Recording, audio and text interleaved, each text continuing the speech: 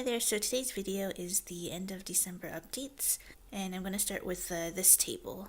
So this is my Rynchorides Bangkok sunsets, and as you can see here, this root is growing nicely.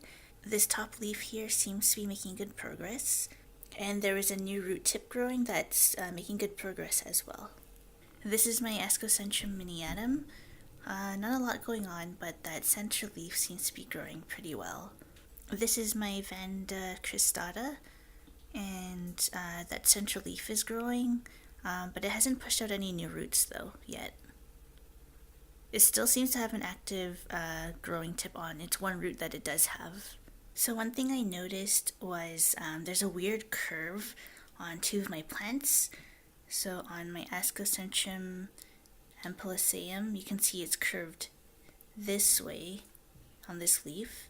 And you can see it on my Ascocentrum curvifolium on this leaf here. I'm not sure why that's happening. Oh, and also this leaf here, this guy. This is my Oncidium Twinkle, and the blooms are opening. This is my Aerides odorata alba, and has a new leaf growing. This is my Ionocidium popcorn Haruri. Not much going on other than a bunch of root growth. I will probably not put this in semi-hydro. What I'd like to do is put it on a mount, but also inside a pot, so it's partially mounted and partially in a pot. And the reason I want it mounted is because of the way it's growing. It's not growing horizontally, it's kind of growing upwards. This is my Dendrobium antennatum cross, and it's maturing that growth over there. This is my RLC little Toshie, and it's starting a new pseudobulb right there. There's a new growth. I'm really hoping that it's going to bloom this time.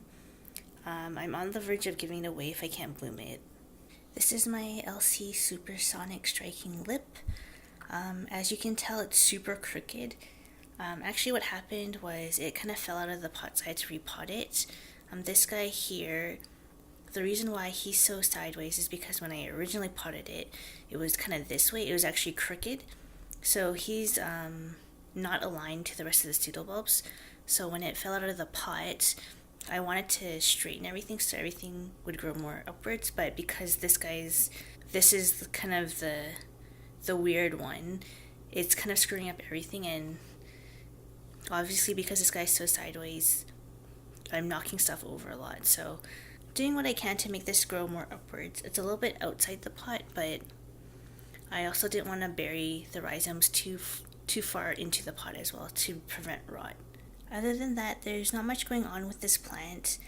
It's pushing out a lot of new root tips, so I think it's content right now. There is an available eye on this side. I think it's right there, but we'll wait and see what happens. This is my Masdevallia NOID. I'm still trying to keep it a little bit separated from the rest of my plants because I still see scale on it. I haven't used alcohol to physically remove the scale, but I have been spraying it with horticultural oil. So yeah, still kind of iffy about this plant in terms of like the infestation. But I think it's doing well in terms of growing, I guess. You can see here a root is actually sticking to the pot. So I think it's actually doing pretty well, or it's very, well, I won't say very happy, but it's happy enough and growing new root tips. This is my Phalaenopsis javanica. I think it's doing pretty well. As you can see there, it has an active growing root tip, so that's good. This is my Dendrobium Sherry Abe, and it's maturing that growth over there. This is my Dendrobium formosum. And as you can see, it has two keikis, the two bumps here, there and there. This is my Dendrobium cruentum, and as you can tell, this new growth is not doing super great. A leaf already fell off.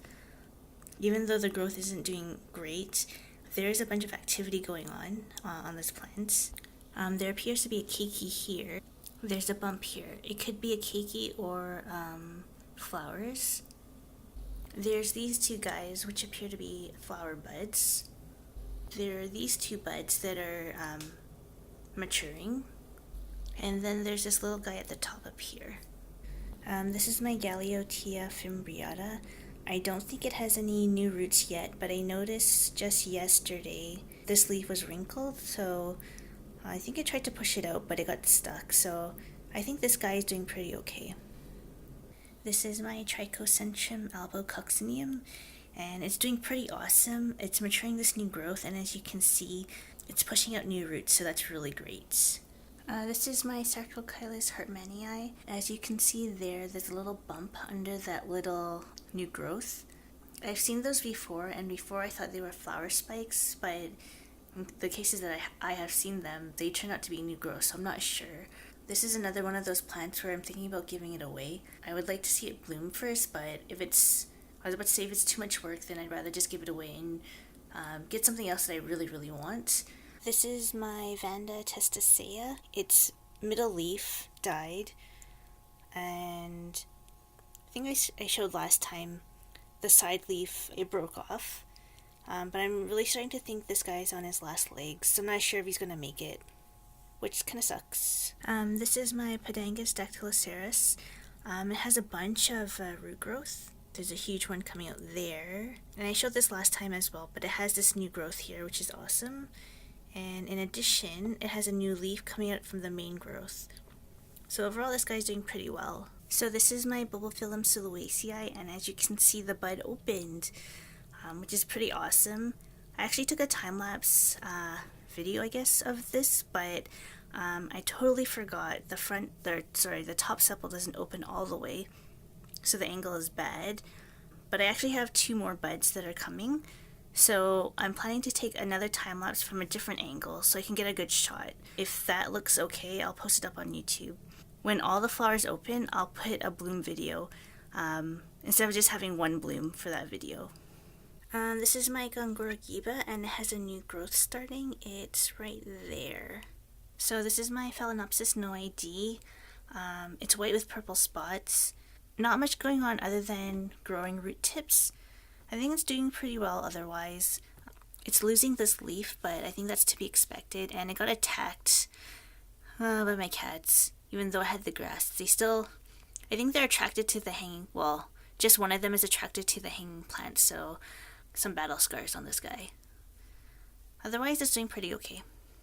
This is my Phalaenopsis fimbriata, and it has elongated its spike a little bit. This is my Phalaenopsis amboinensis.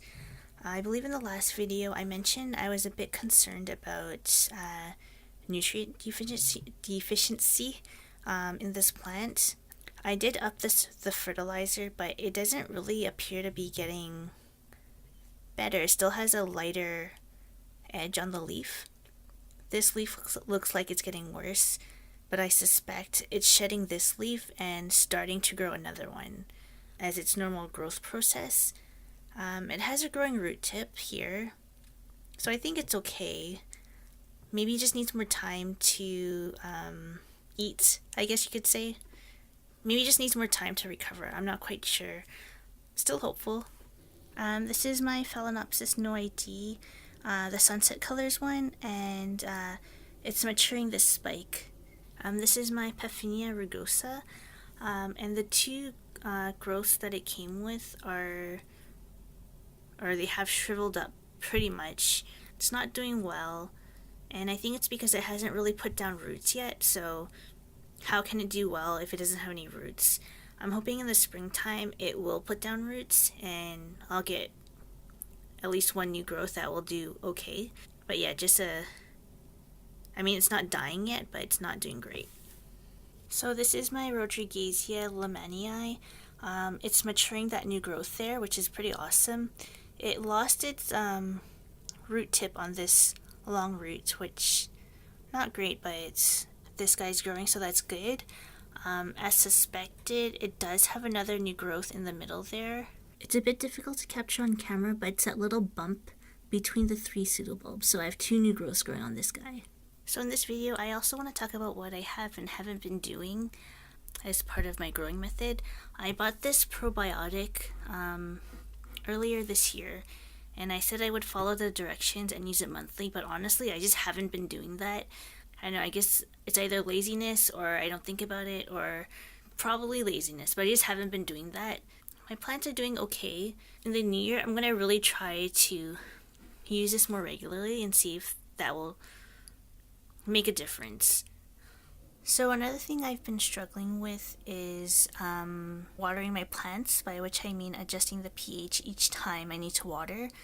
I do have a sprayer that has 7.0 water in it, but the problem is if I'm watering my plants and I'm like almost done watering them and I run out of water, then I need to create another batch of 7.0 water. And with the pH adjusters I use, I think the ratio is like 9 liters of water to like two drops.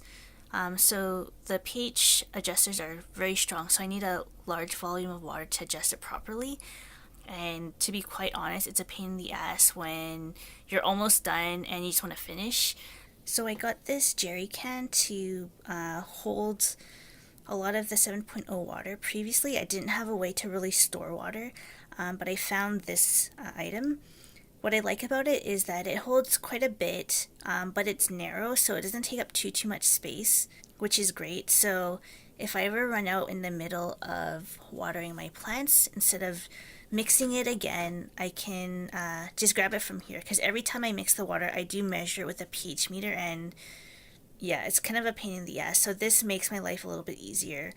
Ideally, I like something like this for also the fertilized water, but I don't have enough room to store any more of these jugs. So far, this is working well for me. So it's easier for me to keep up with more properly balanced pH water because I don't have to mix so often. I probably have to do this maybe once a week at most. Anyway, that's my video for today. Thank you for watching. I hope you enjoyed it, and I hope you have a happy new year.